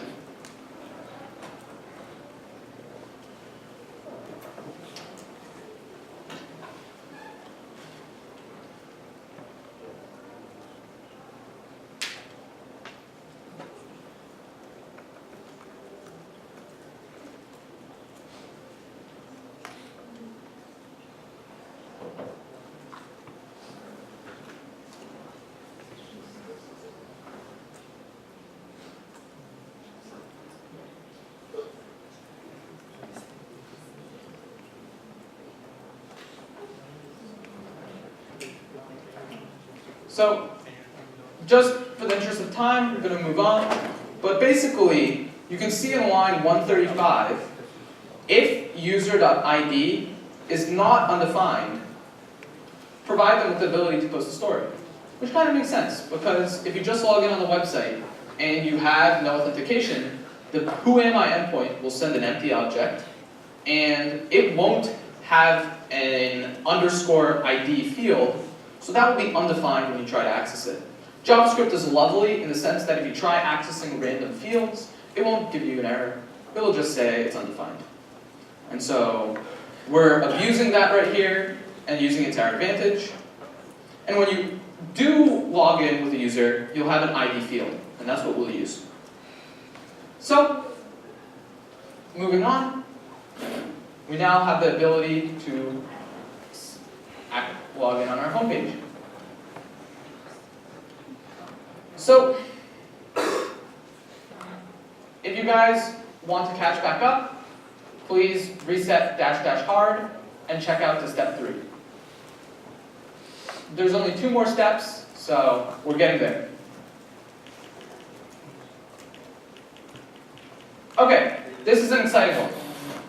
So, together, you guys first, you're going to write an endpoint. And what you're going to do is you're going to write this whole, basically, beginning to end part, where if you post a story, what you should do is it basically just make sure and follow the pipeline to get from the front end all the way to the database and all the way back to the front end. In fact, this is mostly done for us already if you guys think about it, because we put some time when we were coming up with the front end and just earlier when we posted the story in submit post handler or submit story handler, we passed in all the relevant necessary information to our server. And the server, we already built earlier the infrastructure to store the story. And so we're basically all done, except one small thing. Whenever you try posting a story, we want to attach the user's name to that story. And so that's what we're going to be working on. And this is really, you're going to have to make use of rec.user, and it's only going to require changes to 2 lines. And after you've done it, post the story. And see if it works.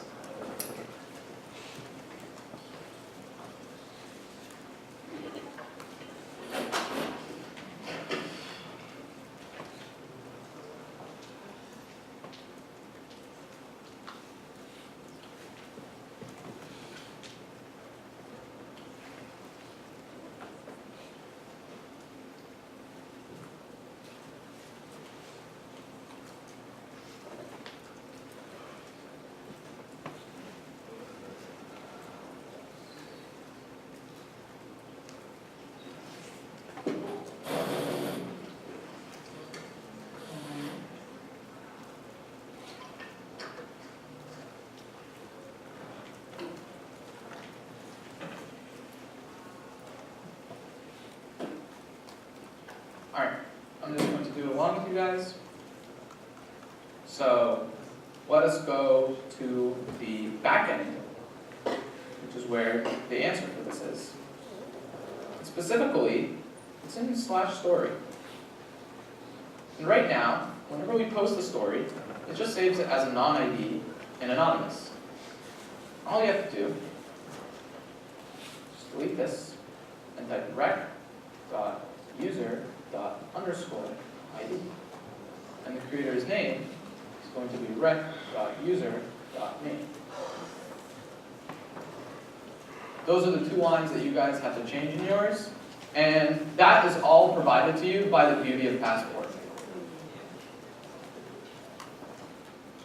So, let's try this out. I have my SRV in here, make sure you have that. And my server was restarted. So if we go to localhost 3000 and we log in,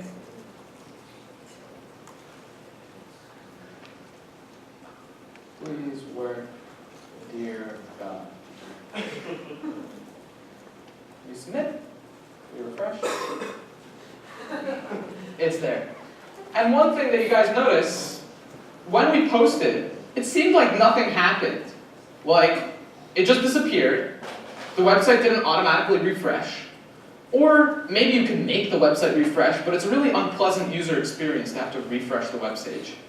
And that's going to be something we go over on Monday of next week, where we can use another library called socket.io, which basically allows us to make it so the website will reload in real time.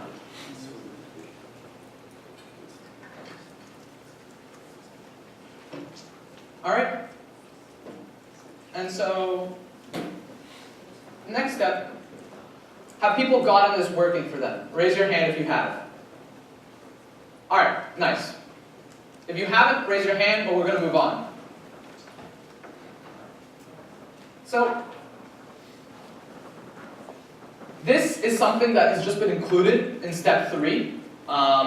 Or maybe I ask you guys to write it, but for the time being, don't worry about it. Just kind of, I'm going to just, don't copy it yourself, just understand what it's doing.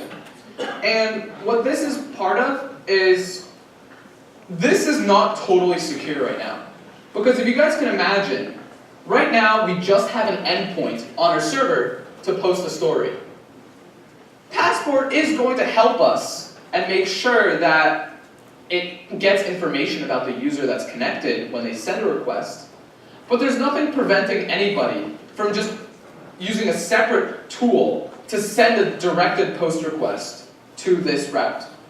And so what that's doing is basically rec.user wouldn't exist.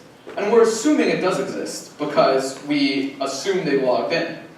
However, the way that you can actually ensure that somebody is logged in is with this library called connect. And we just type connect.ensure logged in. It's a little bit crazy, it's very magical. Just kind of, if you want to copy the same structure in your own web apps, we recommend it, but it's not necessary for getting this thing to work. So, moving on. I recommend, we're going to skip this step for now. I don't think it's very interesting regarding to the other stuff that we're going to do, and you guys will just access this when we check out. But posting a comment is going to be extremely similar to the story.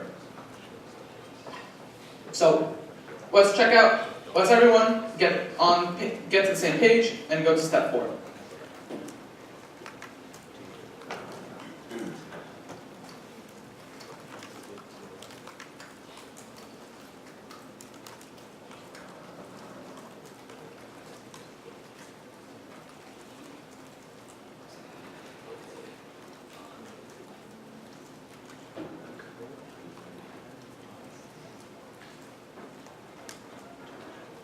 Alright, so this is a kind of fun task.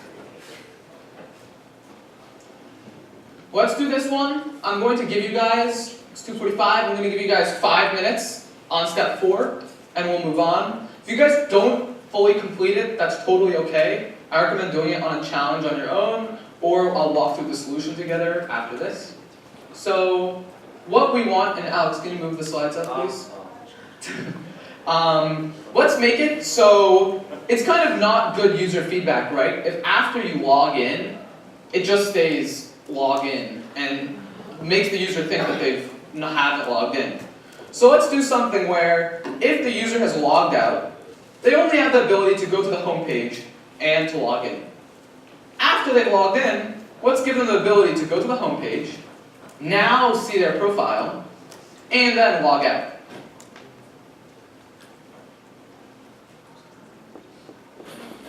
So, give it a shot. I recommend earlier we used the trick to tell if somebody had logged in or not by accessing user_ID.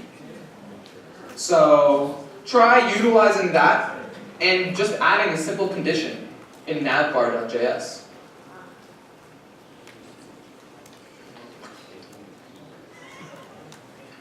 Alright, I'm going to give you guys until 2:50.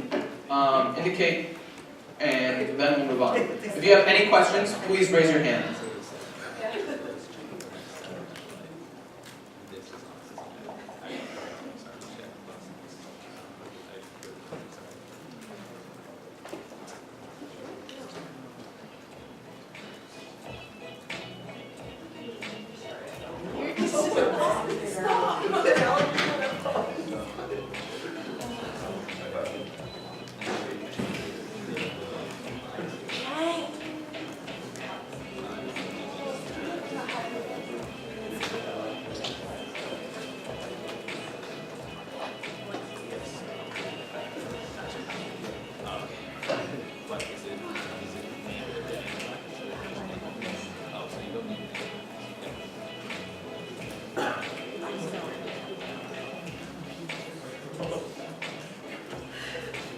Guys, can you help out? I did it.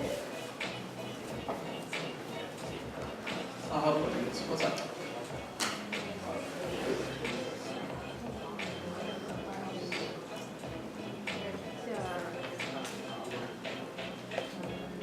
Is it working? Or is it just printing there? I think for the time being, don't worry about it. Let's look at it after class, because I'm not really too sure what that error is I've never seen it before. So it's probably something small. What's that?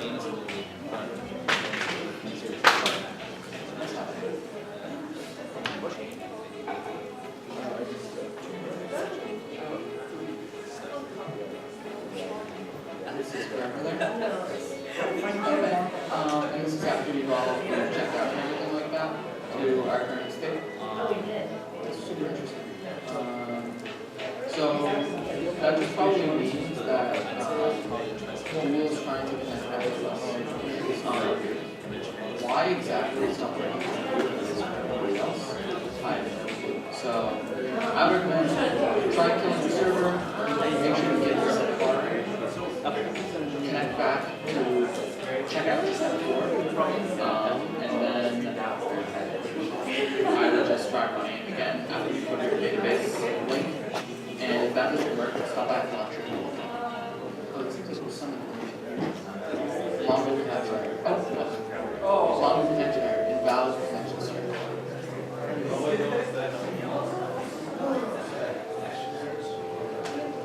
Alright, it's 2:50. I'm going to go over the solution, guys. Sorry if not everybody is at there yet, but lecture ends soon. I just want to make sure we get to the end of this.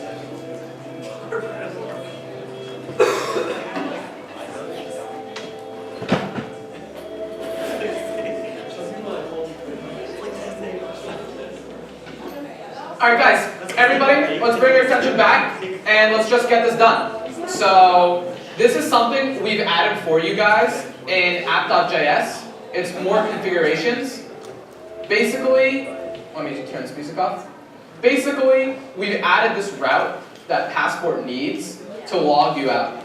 And how it's so simple, I have no clue. It's just a logout function. So, again, this is kind of stuff that you'll just copy paste from our app.js into yours. But I just wanted to show you guys it existed. Alright, if everyone can please reset, check out to step 5, and re-enter your SRV. That would be great. Yep, and npm install.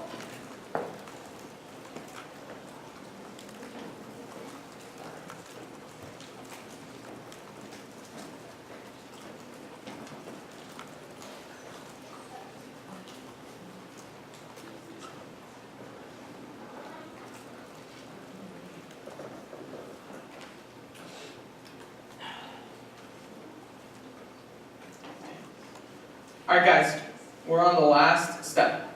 So this probably should take around 10 minutes. If you guys have to leave early, just catch up on the lecture video. It's going to be posted tonight. But we're just on the last 3 steps, and each of these should take probably 5 minutes. So, alright. So, now our homepage with the stories and comments is working totally complete. We have the ability to post a story, we have the ability to post a comment.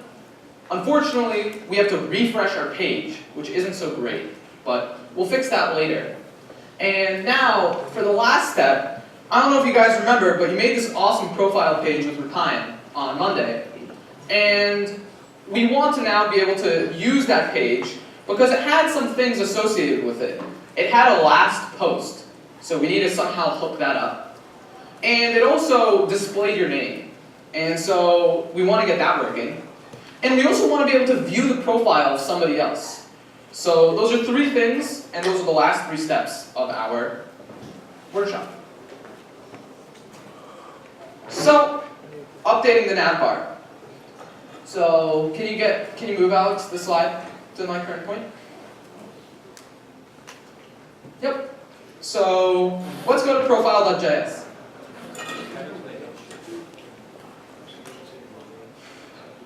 Oh, I did not check out. I'm not following my own rules.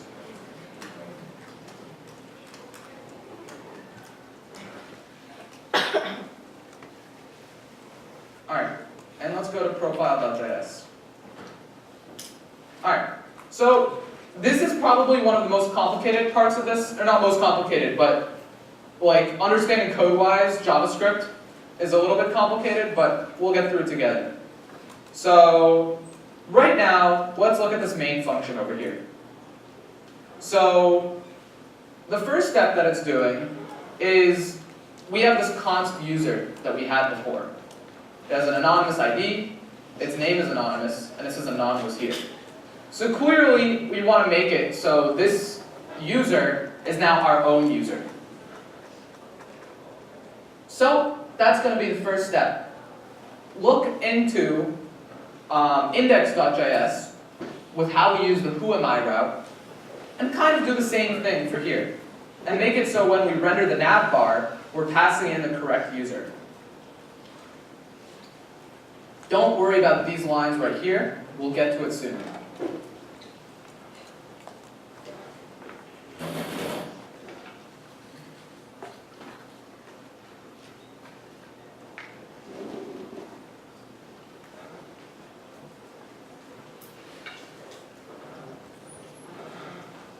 I'm going to give you a brief taste of what you do.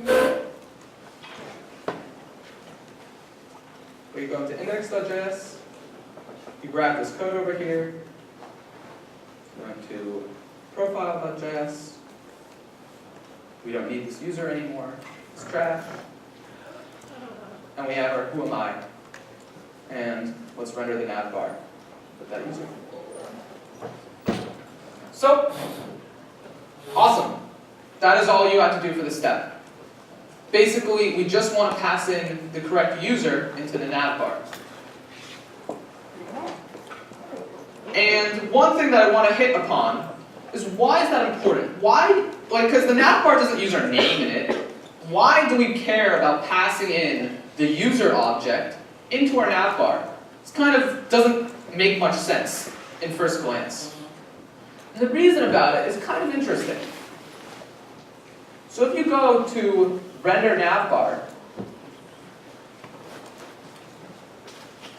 you'll see over here, it accepts the user, and okay, this is one area that the user is important, is we want to have the log out and log in.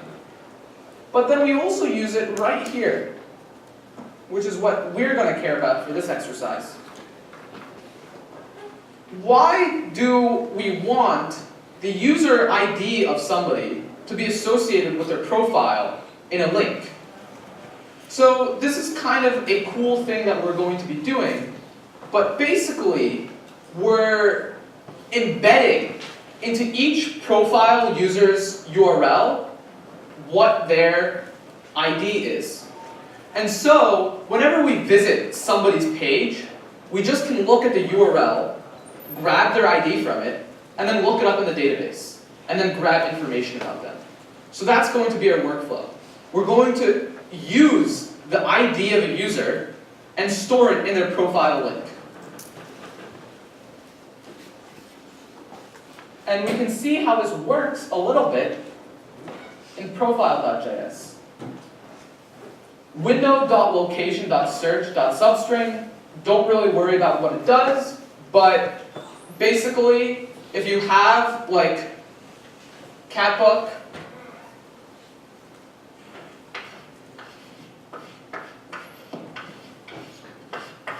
.com/u/profile $ID here, like, I don't know, 1, 2, 3, 4, 5. What that's doing is it's just grabbing 1, 2, 3, 4, 5. That's all that line of code is doing.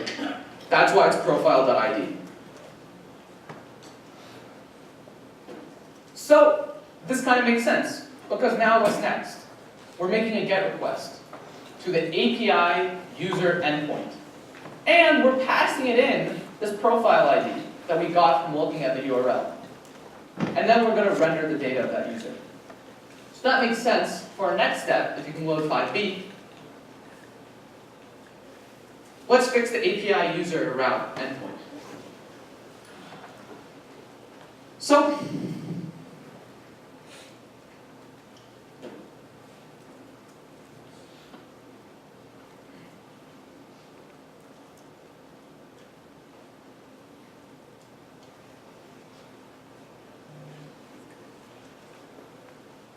right here, this is the guy that we want to fix, lines 23 through 29.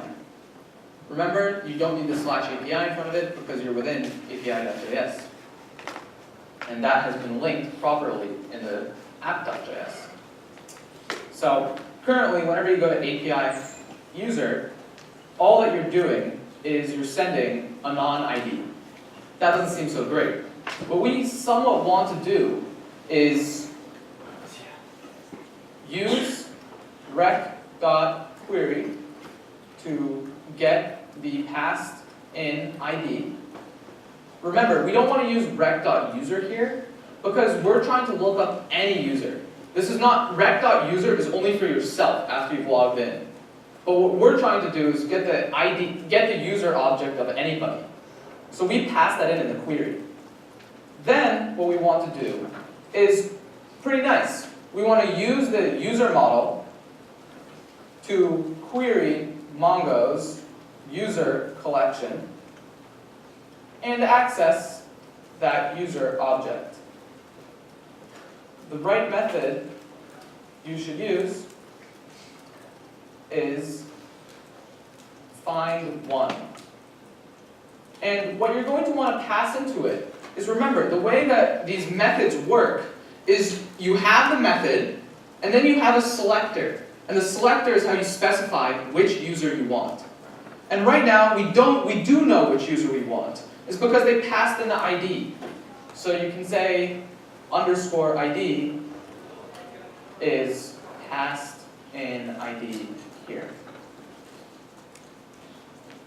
Then we're going to have access to this object.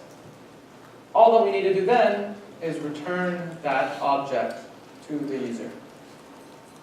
So those are the 3 steps that you guys need to do. If you guys want to give it a shot on your own, I'm probably going to give it a few minutes, but class is over and I kind of want to make sure we wrap up. So this shouldn't be more than a few minutes. We're at the very We're at 5B, and then, wait, can you go back a step out? You're on 5C. Yep. So one thing that's important here is I just referred to the user model. Make sure you import it, just like we did story and comment.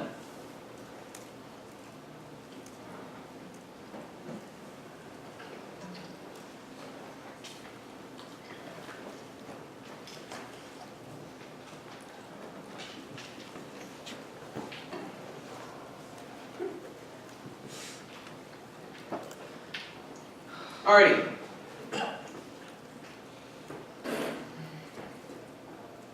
So, just in the interest of time, I'm going to walk through the solution, but these are the exact steps that you need to take.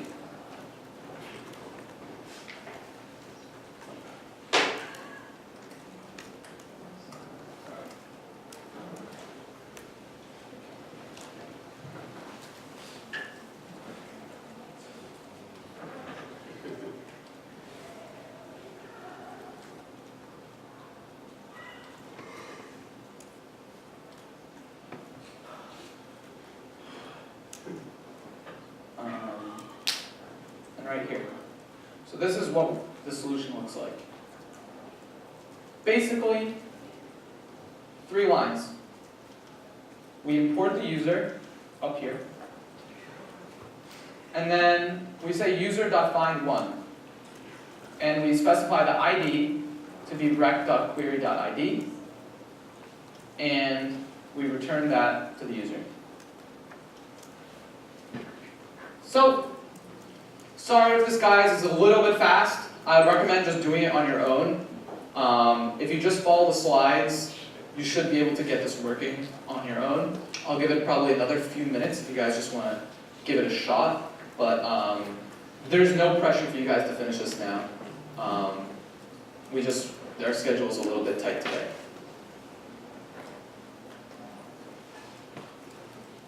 If something's totally broken, doesn't work, raise your hand.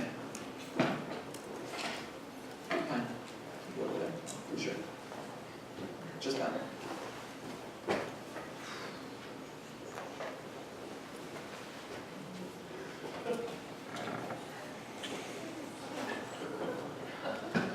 So, conceptually, we're just at the very end, and what should this fix? When we visit somebody's profile, right now, you'll have access to someone's user.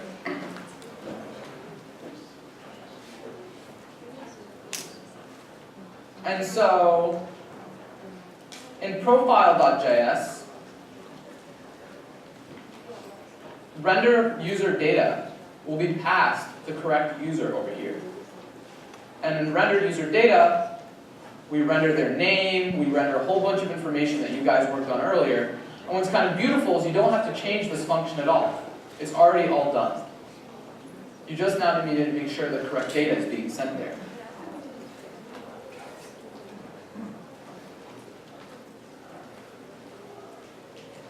So, 304, let's just go look at what the last step is, and then we'll end it for today. Can you go to the last step, Alex? Yep. So, right now, the very, very last step to getting Catbook fully working is just getting the last post of somebody to be correctly reflected. Right now, I don't know if you remember, we mentioned that we should be storing the last post. We kind of have that in our user schema, but we haven't really touched that. And so I'm going to give you guys, if you guys have to go, feel free, but I'm going to give you a couple minutes to try to do a final challenge, to try to figure out how to get this to work on your own. My suggestion is, whenever you post a story, you go to /story. And over in there, you probably want to now not only save that story to the database, but you also want to now update that user that posted the story some information about them. So what you're going to have to do is update an entry on MongoDB. And so you're going to use, the way I like to do it, which probably there's a cleaner way of doing it, but I don't have the function offhand. and it's how we do it in Catbook, is what I will recommend doing is you do user, capital U, dot find one, so you want to access that user, pass in information from rec.user, so use rec.user in your selector, and then in this callback, one thing that you can do after you've successfully found that user is you can do something like this. You can say user dot last post equals, and the contents of what their last post is very easily accessible to you because this is in the post story route. So this has been passed in rec dot body dot content. And after you set user.lastPost, you're going to have to do user.save.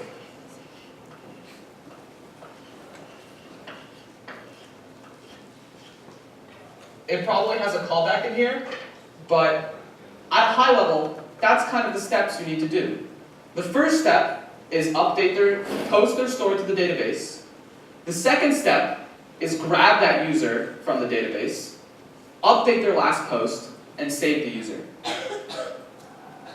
So I'm going to give you guys 2 more minutes, and then I'll just show you the solution. You might need to do some Googling to understand Mongo, how to save, because .save is not totally correct.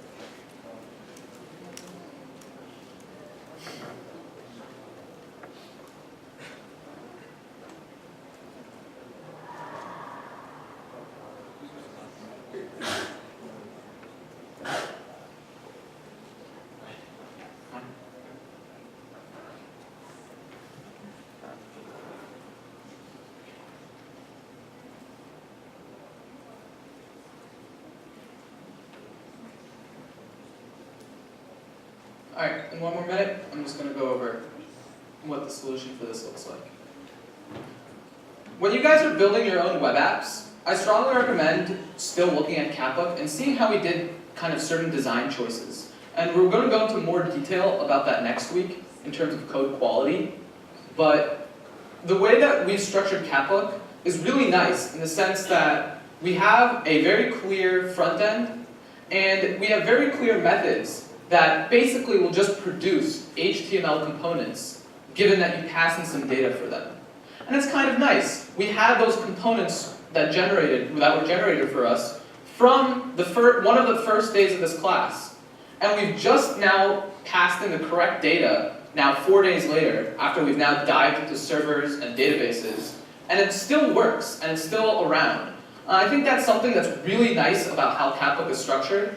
I recommend when you're thinking about your own web apps, try to keep that model in mind. And it's not going to be easy, but after you get enough practice, you'll see why it's so nice. So now let's go over the solution. So let's look at API.js for the post route for story. And just like I said, with these lines is what you have to do. So in the callback function, for when you're saving the story, grab the user. And when we grab the user, all we do is we just set its last post to be rec.body.content, and we save the user.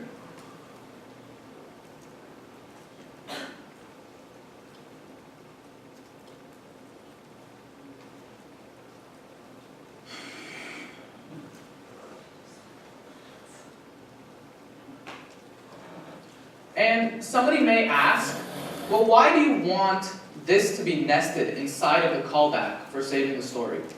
And we did that for a specific reason, because say you post a story, and while you're posting the story, your server crashes. And your server crashes after you've done, in line 45. Crash. No, it's not that face. That's the better face. So the server crashes. Well, if it crashes the way we've structured it, the new story will not have been saved and will not have updated the last post of somebody, because we only try updating the last post of somebody after we save it to the database. If we move this code outside, this really touches back to what asynchronous code does. Because newStory.save is using Mongoose to connect to the database, which is an asynchronous call. And so, while you're trying to save this new story to the database, you're also, at the same time, going ahead and updating the user's last story. So now you're doing two things at the same time, and you have no clue which is going to finish first. So you really could update their last post, and then crash and your story doesn't get fully saved. So it's generally better for in our purpose to have them nested, because that kind of touches on the idea of asynchronous code. If it's confusing for you, that specific element, stop by after lecture and we'll get to you. But that in itself is a really small part, and it's not really impacting the big picture at all. And that's it. You guys, after this point, should be able to check out to the complete branch if you want all the code fully working. Enter in your URI, and Capbook will be fully working. Pretty exciting. Sorry I've kept you late, but we basically just in a week went over 3 languages, servers, databases, a way of communicating to databases, and building a web app from 0 to the end. So it's a lot of stuff. It's a shit ton of stuff, but you guys can do it. Just review the code if you're confused. Come to office hours. Next week, we'll be beginning more guest lectures. The contents of the guest lecture is you can access from the website. We'll also should be getting a raffle done. So we'll be giving out tickets if you come to guest lecture to encourage attendance, and we'll also be having a prize of it, probably around $100 of Amazon credit, and probably several of them at the end. So please come to guest lectures, and they're also just interesting material. It's like a view of industry if you're interested in that. So we'll also be going over React. So no, Monday, next week.